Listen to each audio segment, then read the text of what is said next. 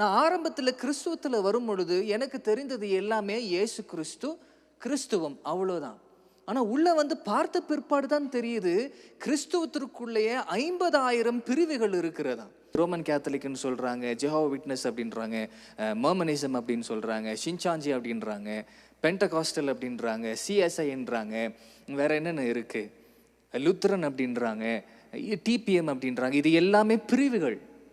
இயேசு அப்படின்றாங்க ஒரு பக்கத்தில், இன்னொரு பக்கத்தில் மாதா அப்படின்றாங்க, இன்னொரு பக்கத்தில் யோசேப்பு அப்படின்றாங்க, இன்னொரு பக்கத்தில் அந்தோனியார் அப்படின்றாங்க, இன்னொரு பக்கத்தில் இன்னொரு மனுஷனை பேதுரு தூக்கி வச்சு பேசுகிறாங்க. எதுங்க உண்மை அப்படின்னு கேட்டால், வசனத்தின் பிரகாரம் இயேசு மாத்திரம் தான் சிலுவை மேலே இருக்கிறாரு, மற்ற மனிதர்கள் எல்லாமே கீழே இருக்கிறாங்க. ஆனால் அந்த மனிதர்களை உயர்த்தி வைத்து பாடக்கூடிய, ஆராதனை செய்யக்கூடிய எல்லா பழக்கங்களும் ஒன்றாக இணைத்து கிறிஸ்துவம் அப்படின்னு மாற்றிட்டாங்க. No no no, where there is Christ there it is Christianity.